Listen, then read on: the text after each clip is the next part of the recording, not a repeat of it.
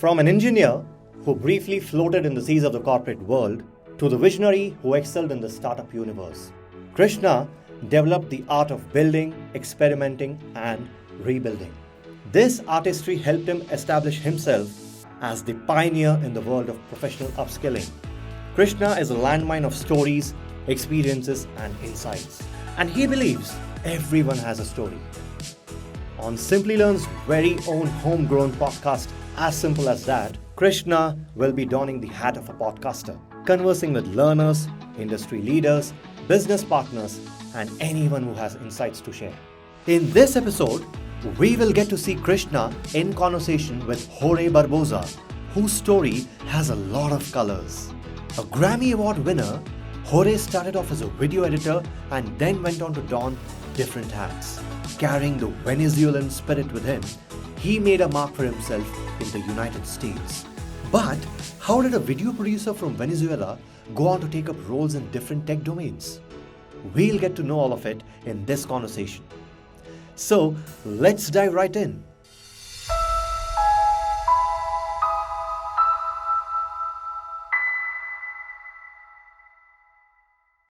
Hello and welcome to As Simple as That. Today we are going to speak to one of our learners, George.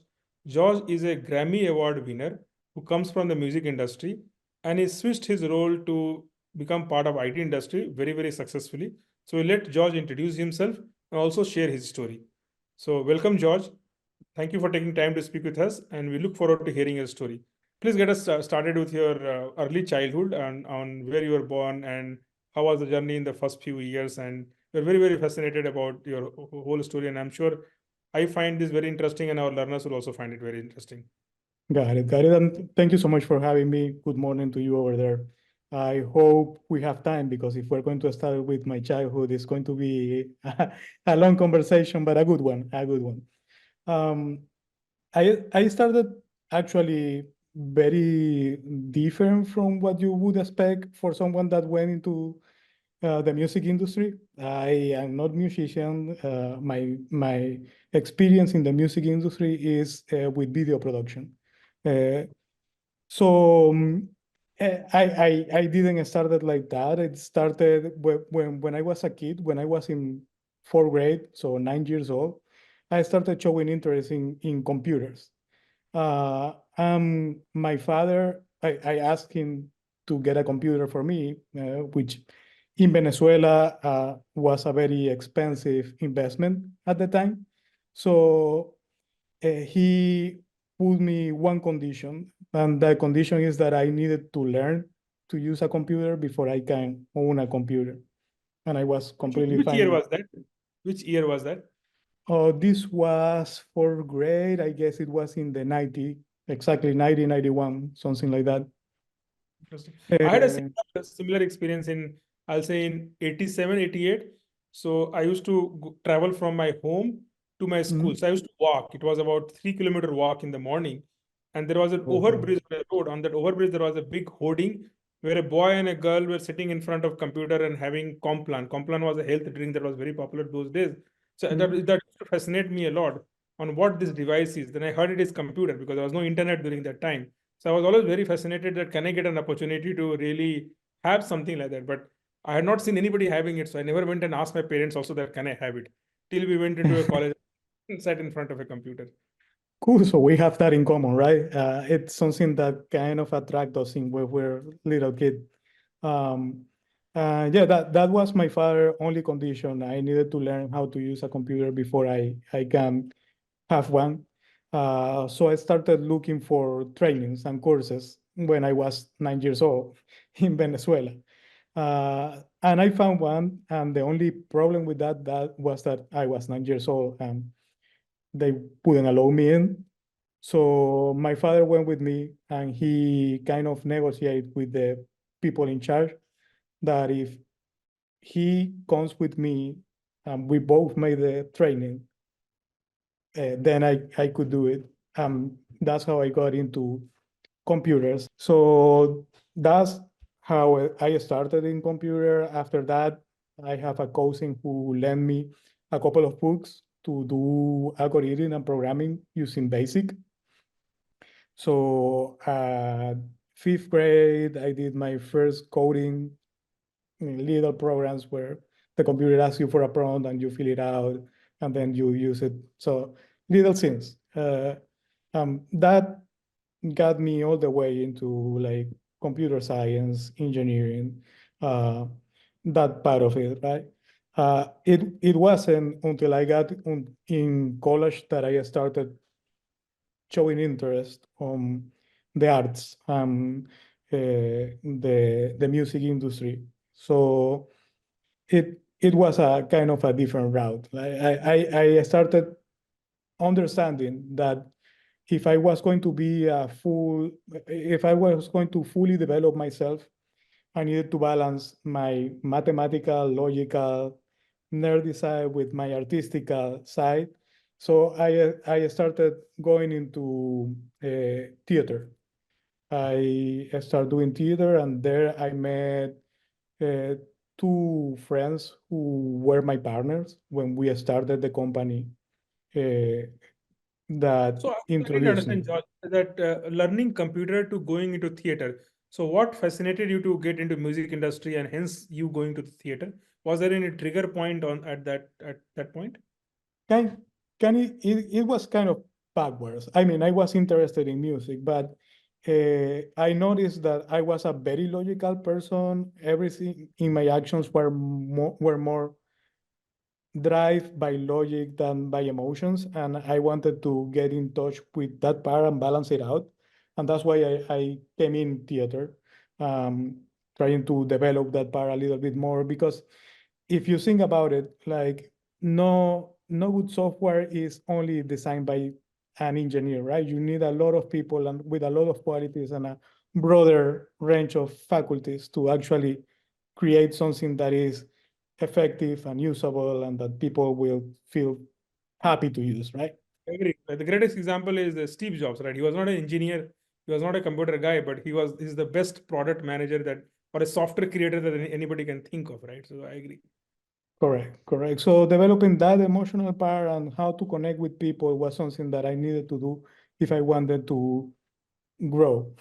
So that's why I entered in theater. And in theater, I met these two partners, and they were in touch with the music industry. We actually formed a company over there, and the company was supposed to provide the music industry with what we call at that time multimedia software, basically a way to promote their artists with some CDs with you can see their videos, listen to the music, different images, and all that. The only problem was that I was in a town called Maracaibo, Venezuela, and the quality of the video production and the standard for photography wasn't really up to the standards, to international standards. So we could be able to market this out. So we decided to take it over. That's how I started working in production. And that's how I jumped from developing to going into producing music videos, producing photo sessions for different artists. It started locally. It started in my city. Then the product reached out like national wise, and we get to start with bigger personalities over there. It was not only the music industry, it was also commercials and different, everything that has to do with video production, photography, and multimedia a little bit. That was the time where macromedia flash was kind of in vogue, and we use it a lot to create multimedia as a director with macromedia also. So uh, that is how I jump into the music industry.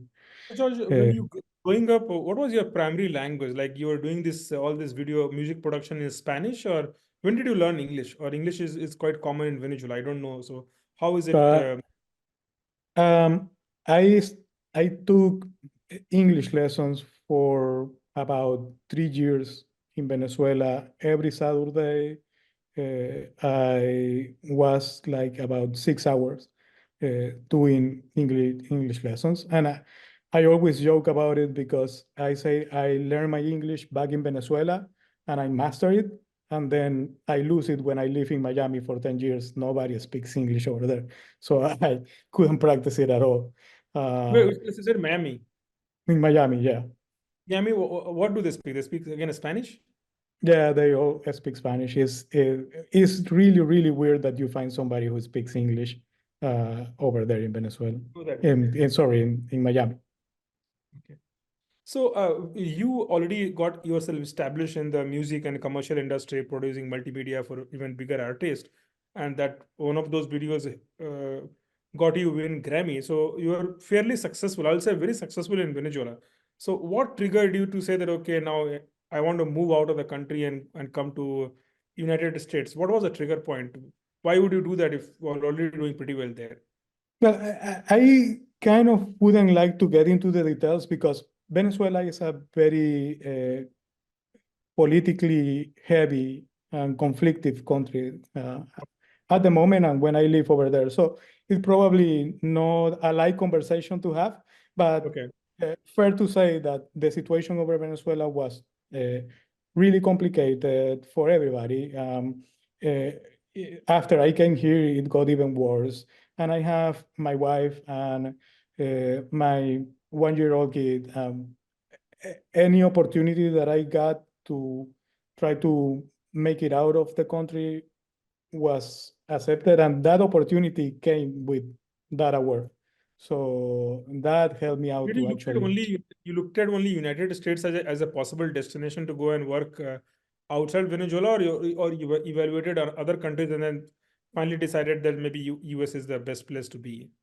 Yeah, I think I didn't look at any other opportunities. I only look at United States, and that's because I have already friends here. My partner in the company actually came here 6 months before I came and started working. So we started developing like that kind of commercial relationship between some artists back there in Venezuela and here in the States. So it was the logical move, I think. Got it. So on that front, Josh, so you came to US on what is called O1 visa, right? Many people also call it Einstein visa because Einstein also came to US on the same visa. People with outstanding abilities, right? Tell us something about more about it because a large part of our Simplilearn learners are all outside US. A large part, of course, US is a large part of our audience, but most common visas are H1B, L1, but O1 is not that popular. So what it takes to get? How did you get to know about it? Because I understand that not many people even know about that there's a category like that exists. Yeah, I actually didn't even request a visa. I request directly a resident. And it's an EB1, it's special abilities. And to get that, there are a couple of ways of doing it. One is to get an international recognized from a larger academy or something that is really outstanding. The other way to do it is that you can do like be a really high achiever in any area and have a way to demonstrate that that's the case. You can get it with compiling certain requirements that the United States government does. In my case, I was lucky enough, and I was really, really lucky to get this award. It got us all by surprise, really.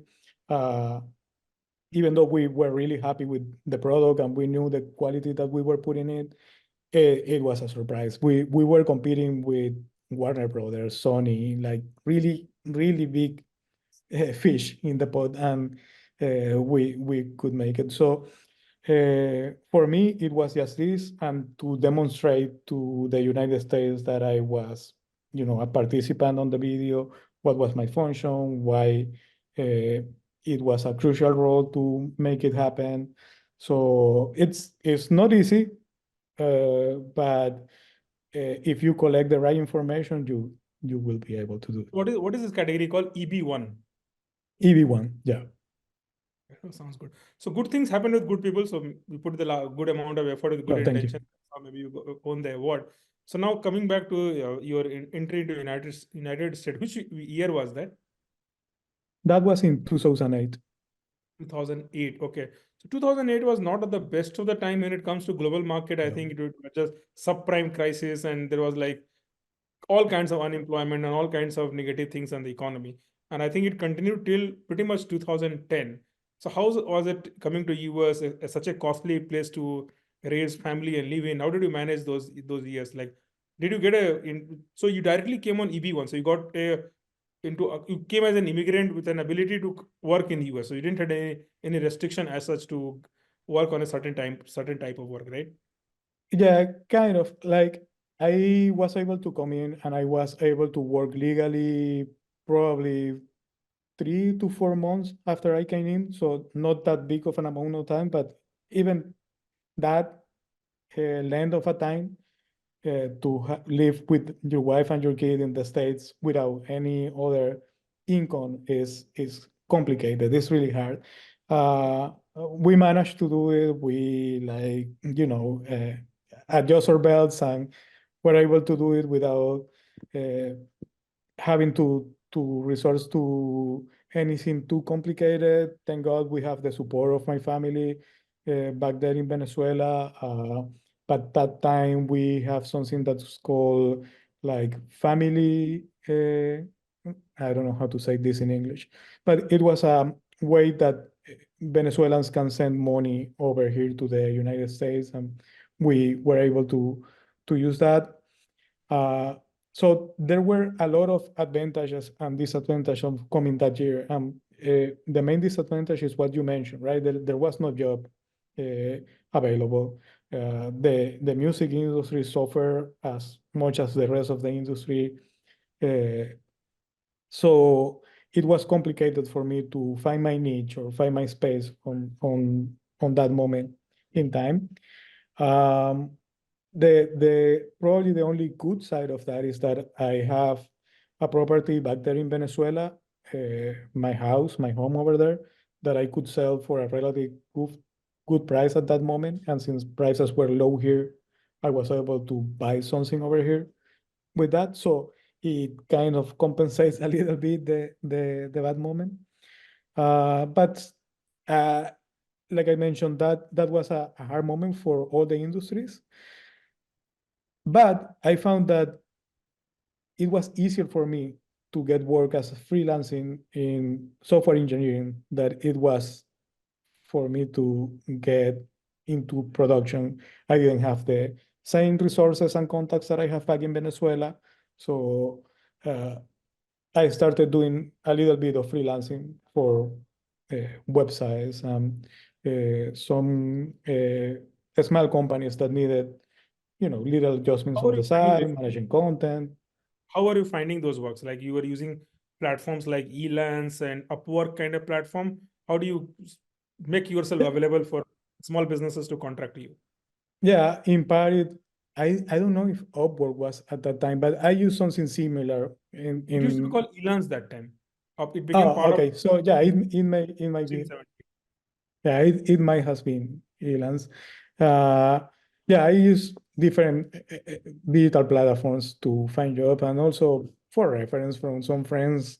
I get to get into some different positions, and it was funny because sometimes I got gigs like doing camera work or something like that. I must confess I was a producer back there in Venezuela, but I didn't did the operations of camera working. I contracted cameramans, I contracted the people, the team for the project, right? So I started working on that because I have the basic knowledge for that. And some of those gigs tell me, hey, do you know somebody who can like put these videos on the website? And yeah, I can do it for you. And that way I started going back to my roots, let's That's a say. great point, Joel. So that also shows your like agility, because I think one of the things, so we are in the business of upskilling and reskilling people. And one common trait that we see in all those people who are very successful in their career transitions and doing very well in life is that they are not fixed in their mind that I am so and I want to do so. They're always open to experiment and take up whatever comes their way, as long as it helps them meet their objective. In your case, it was like surviving in US before figuring it out what you do, right? So I think that's a one common trait that I see in all the learners of Simplilearn that I speak to. So you said that you landed in Miami and now you are in Atlanta. So tell us about that why Miami and why Atlanta later on, because these are two different kind of places within US, right? Very different culture, very different things that they are known for. Yeah, absolutely. I mean, when I started working like my official title as was web development with a company for a while over there in Miami. Uh, my family was growing. My mother-in-law came to live with us. Uh, we have our daughter, like they have 5 years of difference. So my kid was 5 years when we have my daughter. So the apartment, the condo that we have in Miami was started to feel a little bit small. And I started looking for options. And when I try to find some place to live, I don't evaluate only what my needs are, but also I try to evaluate that is a good investment, because basically home ownership over here is one of the most important investments. So you need to think really well about it, what you're going to do. And we found an area on Georgia, nearby Atlanta, which prices were low at that time. And it allowed me to get a house, the house that you see here on the background, uh, where we have space enough to raise a family, to raise the kids. They have really good schools. And it was overall a good investment. It was a really I don't see any failure on that part, because the market only went up. We doubled the investment. It was really good. So when I decided So to in Miami also you're working remotely. Here also you're working remotely, so it didn't impact you on that front. Actually, in Miami, I was working on location. But I have kind of earned back my confidence that the company I work with, I have served them really well. I have good relationships with the owner and with the rest of the people over there. And when I told them my plans, they told me, "Hey, if you want to work remotely, just go ahead and do it." The company, like the marketing headquarters, that is where I would work, was there in Miami. But then all the locations were abroad. They have locations in Dubai, they have locations in Greece, Thailand, Spain. So I basically serve all those locations. And it was for them the same that I serve it from Miami or I serve it from here. So that's what happened with that work. I continue working. I work remotely probably 2 to 3 years before the pandemic started. So I was really used to it. Got it. So, George, I think that's great to know about your journey and your decision-making criteria. That sounds good, and you have a great house. We can see from the background for sure. So, George, I moved to United States about 5 months back, and I find that there is a big lag of support system around you. Finding or getting work done that you think is a trivial work is not trivial here, right? From putting a nail on your wall to maybe getting your car serviced to somebody coming and cleaning your house if you're busy with work, all that needs to be planned and worked upon. So when you moved to from Venezuela to United States, you had your own struggle with your study income, then you had family to take care of, and then upskilling yourself. So how did you find time between all these different priorities? Well, I think something you mentioned is very important, that the support system that surrounds you.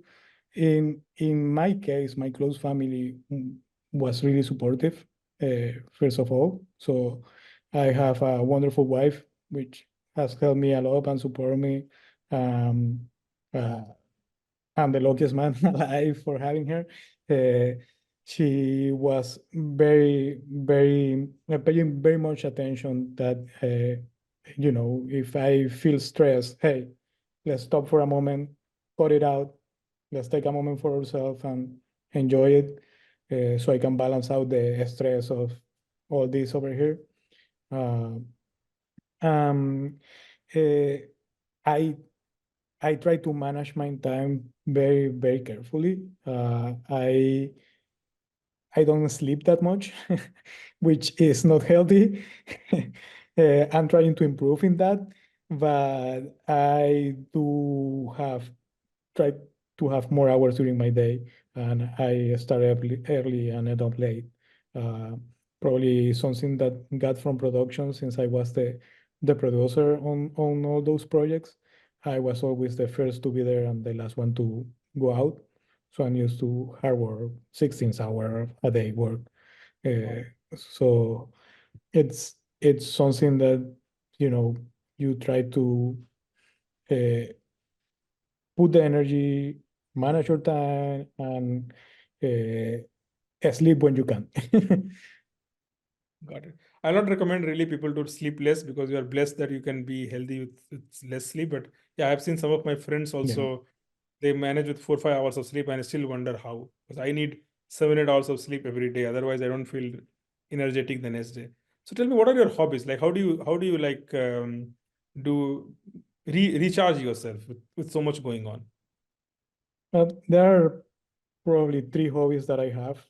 One is video editing that got from the previous work. I love editing. I love set pacing, especially music videos, because you get to experiment a lot and play around with different scenes and effects, and people are more open-minded with what you do over there.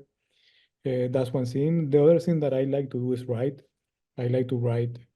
I have written a lot of short stories, a couple of features. I'm working right now with one of my uh, career partners in a feature that I love. I think it's an important topic, and that is a story that needs to be told. So that's another thing that I do to take my mind off what is technology. I just submerge on a story and try to make it the more entertaining as possible. So have you published? I have published a couple of stories. Yeah. Great. In Venezuela, I published one, and over here, I published another one. Uh, so I have that in writing, but I write more than stories or tales or novels. I write more screenplays. So I have uh, like about three short screenplays that plays really good in some contests, Rain Dance, short film fest in LA. It's quite a hobby. Then I have some features that is now more complicated, but it's what I'm trying to get into as far as my writing hobby goes. And then the third hobby or the thing that I like to do is cooking, particularly grilling or smoking. So that's it. Nice. It's good. I'm sure that your family loves. Oh yeah. Anybody in your family loves cooking, and for others, I think that's a great. I will say, you are a great asset to everybody because that's something that really is really needed. So George, tell me one thing. Do you miss your country because you grew up in Venezuela, and do I you have message to people who are right now there and maybe they are having dreams and plans similar to you? What will be your message to them? Well, first, yes, of course, I miss my country. It's a beautiful place with a beautiful people. My brother and my father still lives there, so I miss them most of all. My mother, she got a residence. We get to ask for her. So she spent some months with me, some months with my sister that lives actually on Houston. Um, and then she spent some time in Venezuela back with my brother. So uh, at least we have that. Uh, I used to miss the food a lot, but now so many Venezuelans has come over that we have a lot of uh, different places to go with different food from Venezuela. So that's a good thing. But I would love to go over there and spend some time there. The most complicated part is with the kids since they don't have the documentation. We will need to stay quite a while so we can put all that in rule with the Venezuelan government. My message will be, look for what you are interested in and try to be the best that you can on that. And the marketplace right now is open worldwide.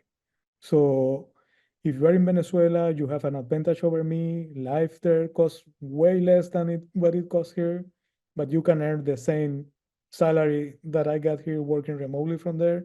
So put your heart on it, and I'm sure you can make a good life out of it. So saying that now internet is a level playing field, and especially in tech, there is a lot of ability to do remote jobs. So you can pretty much be in Venezuela and earn American salary, right, with a Venezuelan cost. That's a great message. Absolutely. So tell me, before you took this Simplilearn program, like what was your approach to continuously keeping you updated about what's happening in the industry and acquiring those skills? At what point of time you started realizing and started working on it? Was it the first program that you took on the internet, or where you have done this kind of programs in the past? What has been your thought process on that front? Yeah, I took one more program back there in Miami that was in location, was for mobile development.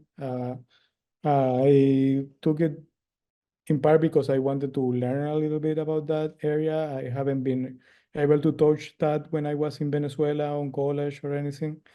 So it piqued my curiosity and starting learning about that. I got the chance to actually implement it when I was working with this company over there in Miami. We developed their mobile app, and it was a nice experience. But besides that, basically, I was part of some meetup groups where some developers just get together and talk about their projects. So that kind of helped me out. Sometimes I volunteer for some of their projects to help them out with something, and it helped me expand a little bit my knowledge of certain areas. Also, it gives you the opportunity to try things that you not normally have the opportunity to do on your regular day-to-day work. Day-to-day work gets to get sometimes. I'm not saying this is my experience now. Right now, I'm working in a good, but sometimes when you do the same work, and I did, my most stable work was for 7, 8 years, almost 8 years. So it get to a point it was automatically. So I needed some more challenges, and I volunteered for some other projects, and that was the way that I tried to keep up to date. Got it. So that how was your in general approach, and that all sounds great. That meetup are definitely a great resource to meet people who are in a similar industry and with a different kind of experience. So I think that it definitely works for it. At least entrepreneurship, I've seen that there are many such platforms that I personally really look forward to getting to those events, because you get to know what you are not even thinking in that direction. Because many times we research and have a point of view based on whatever past experiences that we have, and suddenly you meet somebody who's working in the same industry with a very different kind of experience, can open up avenues that you have not thought about it. So, correct. All a great idea. So tell me about this program that you did with Simplilearn. Like, at what point of time you started researching, started realizing the need to do on such program? What was your evaluation criteria, and how did you decided to work with a Simplilearn Caltech program? Yeah, absolutely. I think I just mentioned the mobile application, and I think that was probably the starting point for me to get to know the lack of knowledge or the gap of knowledge that I have regarding cloud computing and the technology, and how that would be able to help me to improve what I was offering. So I started looking for all the alternative, all the options that I have to actually fill that void on knowledge that I had. And I did quite a research. I think it was probably, I don't know, 6 months of research before I finally decided. But I checked all the reviews that I could. I met with different sales representatives from different trainings courses. I reach out to people in LinkedIn or different places that have done some other trainings. Definitely, I can say the Simplilearn was the ones that check all the boxes of what I was looking for. and I think I got it right with that because it was a really good experience for me. Um, I it was just what I needed. It allows you, like I said, when you go to a meetup and you volunteer for with some of the people over there, you get the opportunity to try things that you cannot do it at work. Simplilearn what was like that, but kind of on steroids because I got access to the labs, I got access to really good trainers. I remember there was one trainer called Shannon Bennett, if I'm not mistaken. We talked in a moment during a work problem that I have. I reached her out and she answered me back, sent me some documentation. So I can tell it was a really good experience, and not only for that moment, not only like most of the trainings you fulfill the activity, but and that's it. You don't get any other support.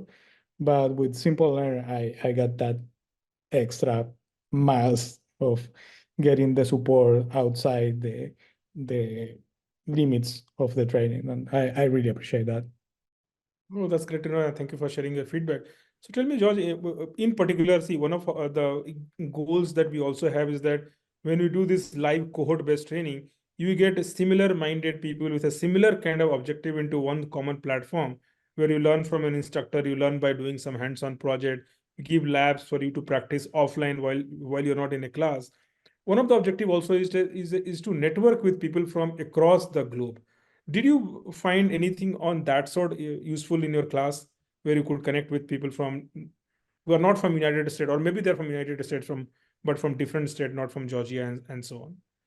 Sure. I mean, like the people that was part of the cohort were all around the globe. I think there was people from I don't know, different places. Ukraine, I was one that I remember. There were people from Latin America, from different places, and with different backgrounds, different stories. Uh, we all have in common the interest for technology, but I can say that they were so much of a variety of backgrounds. I think one person was coming from cosmetology to do this training. So that speaks to me a lot about the Why was that person from cosmetology trying to do a technical training? Again, he or she wanted to shift the area. yeah. She wanted, well, I guess first she have an interest in technology besides her career in cosmetology, and she saw the opportunity that the industry is growing like crazy. I haven't seen this diminish, not even a little bit, even with like all the things that are happening in the industry. When you seeing all this layoff and everything, there is always open positions for everyone. Uh, this girl, she was going from cosmetology to studying computing, cloud computing. Uh, and you can see like she was really starting. She didn't have like a lot of knowledge on, let's say, programming or coding or that kind of stuff, but she could do like a solid project, a solid cloud project using the basic technology over there on the lab. So it was an experience that, I mean, and this is something because I after the training I've been reached from some other people asking me about Simplilearn, and I tell them, well, I think you can get out of it even if you don't come from a technology background. If you come from a technology background, you will like super like get a lot of value out of it because you can see you get that mindset of, oh, now I can use this to do this instead of what I been doing normally. But it was helpful. I can see like people that have no knowledge at all get it started really quick. Got it. No, that's really great to know. So what happened after the training? Did you switch your job? Did you get some kind of hike when you moved to a new role? Did it meet all your objective on that front? Yes, yes, absolutely. I wasn't like, I think I was in 2 weeks after I finished this when a colleague that I has worked before in Nikki Beach told me, hey, if you finish this training, because I think I posted it on LinkedIn or something, we're looking for someone that help us do a migration from Azure to GCP. Do you think you can take that over? And that's I got a position.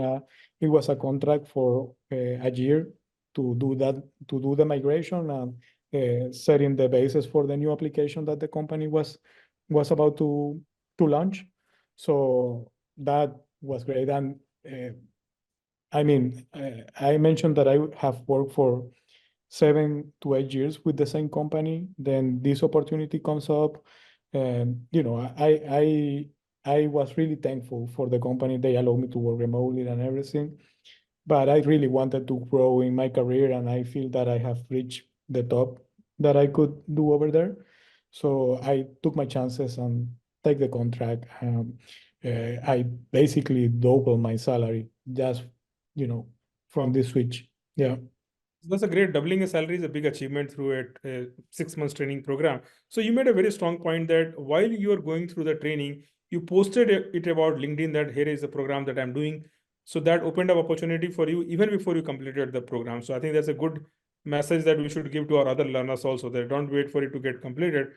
Just let your network know, because you don't know who is going to notice and who is going to come for to you for next opportunity. Because generally at Simplilearn, what I see my team only incentivizing people to share their completion, saying that I've successfully completed. But maybe it's a great idea to talk about the entire journey, not only the completion. So thanks for sharing that. I think we'll definitely suggest all other learners also to do the same. Not to me, Correct. George, that while you've done the program, you got the required outcome and all sounds good. Are there areas that you will suggest for us to improve? Like if you think that if you add those additional component or additional areas, our programs can be even more helpful for people who are coming with that objective. What will be some of those suggestions from your perspective? I'm trying to think about it really hard because I, I mean, I got exactly what I needed from it. I think that an area that maybe I would say that there is like some selective trainings within the company that I didn't get to make. Basically because I didn't know when those selective would start. So a bit of the improving that communication with those. I get to complete the full course, but the selective, I was interested in a couple of those, and I didn't know when they started or when they ended. So I lost track. Also, in Simplilearn defense, I started working with that company, and I needed to focus on, getting to polish my abilities, focusing on what the job was. So I didn't pay too much attention to see if something like that happened. But I think that's something I could say maybe can be improved, the communication for those aspects, not the formal training, because I got everything that I needed. I knew the schedule, I knew exactly where everything was. But for the selective, I think I lost track of when those started and when those ended. And the elective programs that we offer, which is not the core curriculum, that the Mhm. communication will be better. I think fair point. I think we'll make a note and tell our team that works on that communication. So just now I want to get to another important point that you briefly spoke about, which is layoffs. So you mentioned something about layoff, but my question is that right now, as we speak, you see a lot of tech layoffs happening. Even some of the larger companies who were like kind of sought after company that every techie wanted to work for, they are in the process of optimizing their workforce, and in a way, it is keeping a lot of people on the fence that should I really prepare to build a career into technology when this technology giants are not hiring. What will be what has been your experience working in technology, looking at other industries, like you've looked at music industry as an example? What would be your message to anyone who wants to either grow within the technology industry or wants to make a shift into the technology industry? What would be at this point of time?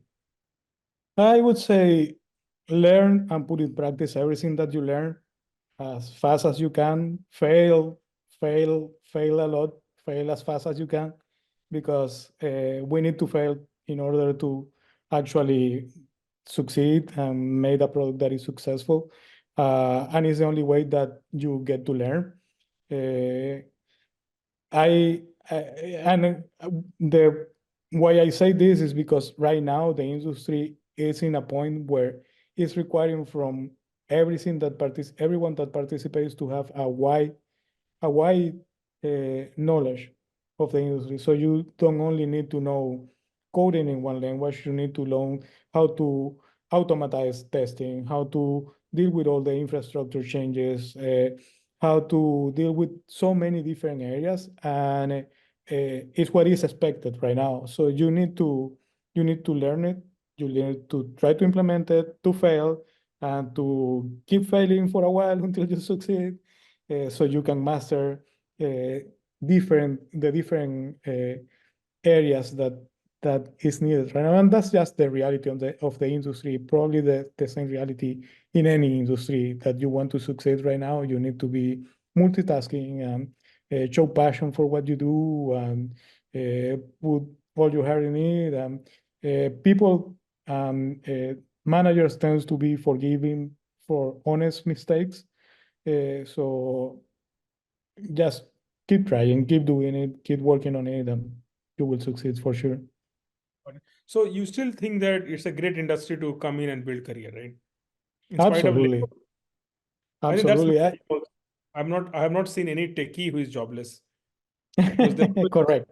I've seen people from other sector or other competencies, they struggle to find job for some time. But I have not seen, even in the worst of the time, people are getting laid off from one company and they are immediately getting picked up by another company. So to my message to all the learners has been that don't postpone your learning. You never know how fast you can get into again that market where you 5 jobs will start chasing you, because technology is needed, right? Everything is so powered by technology that we can't imagine life without technology. Correct. Correct. And there is like the ghost of AI showing the face, and I don't think that's going to catch up in quite a while.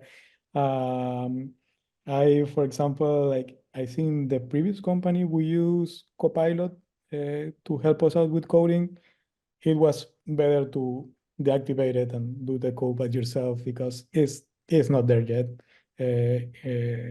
It's getting good, but believe me, the human mind and our capacity for engineering is not going to be replaced anytime soon. So it's a good option. I think it's the best time to take it over. In my view, George, I think on the AI topic, my view is that an AI powered human will replace a non-AI powered human. Correct. AI is really going to make you more like, it's like what happened with computer without computer, right? For the longest time, there was no computer in the world, but when a computer came, it did a lot of job, it automated a lot of stuff. So people who knew how to make use of it, they became more successful and they continue to become more successful. Now, AI is also a very important topic, and you being a techie, we all hear AI is changing the world, and of course, it is changing in many different ways. So, how do you think about upskilling on AI? Right? Are you going through YouTube videos, or again going to Meetup? What is your personal AI strategy? That how do you embrace AI in your work? Well, right now I'm lucky enough to work for a company that offer me support in training. So we have quite a wide variety of tools for the trainings that we are doing in there. They barely started the AI programs, I would say about a couple of months ago. Okay. So we're starting working on that. I basically try to put 1 hour of my day to dedicate to learning. That's not only AI, it's just basically learning different tools, but AI is one of those tools that I dedicate some time of the week to try to improve. So you're doing on the job learning. So you're looking Correct. at the tools and trying to see if it can be useful for the work, right? That's really great to know. So That's right. George, when you reflect back your journey from growing up in Venezuela to where you are, I think I see a constant pattern that you are always questioning the status quo, right? We are doing something and you're always trying to push yourself to learn something, to do, and questioning that what more I can do and how can I grow, how can I become, I'll say, more successful than what I am today. So keeping the same thing in mind, how do you see your career, maybe next 2 year, 5 year? What is that you're aiming for? I say I first of all I like getting my hands dirty in code. So I right now I'm in a tech lead position, but I don't see it as a tech lead position. I'm a software engineer. I like to work code it and I love to do it.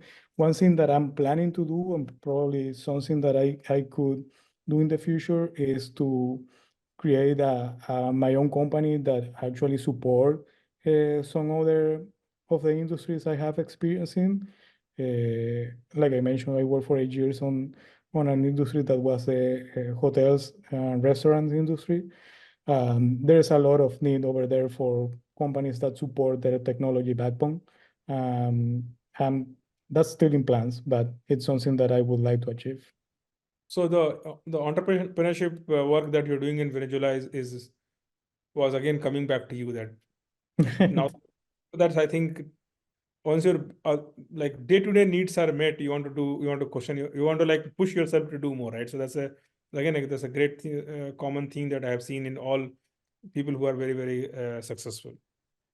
So George, looking at you and your background, I also wanted to hear your views, because this is another area where I see a lot of learners are not decisive, so they don't make the decisions so clearly in their mind, which is a mid-career people. You have 15-20 years of experience and you are stuck in your career, you are stuck in doing a certain kind of job, you are not growing up, you are not getting higher responsibility, your pay is not increasing, but costs are increasing, and the confidence that I can do some kind of program that will add skills to me, that can help me fast track my career, the hope is also not there, because the thing that their past experience is what defines them in future. What they learn is not necessarily going to help them meet their desired goal. What will be your message to them? I think my message would be take a chance, take an opportunity, trust in yourself. You can make it. Uh, I actually delayed a lot to take this step in my career, and I delayed it because I think probably my experience with migration and trying to find something stable and to get it, to get it my family to be comfortable enough was something, and other part of me was loyalty to the people that actually gave me that chance and allowed me to grow with them, was one thing. But it's important that you invest in yourself. It's important that you take a deep look into what are your opportunities, what are your strengths, and what are your weaknesses. And I always focus on, well, this is my weakness, what I'm going to do to solve that situation. And there is always going to be a weakness. So I'm never bored. I'm always trying to strengthen that part of me that is a Okay. weekend at that moment. So trust in yourself and cross that bridge. Got it. No, that's a great point. I think you need to trust. I agree. There's nothing guaranteed. So maybe that you do a program and that does nothing, but for sure doing nothing will lead you nothing. But at least doing Absolutely. program opens up some chances. So I think that's a great point. So thank you, Joy. I think it was lovely speaking with you. And sorry that it had to get delayed a couple of times. So thank you again for taking No, time. no. At 11 p.m. There in Georgia. So it must be quite late for you, right? Yeah, it's a little bit late, but thank you so much for having me. I really appreciate this chance to talk to you and have the chance to actually thank you face to face for, all this that you are doing. I really appreciate it a lot. Thanks, George.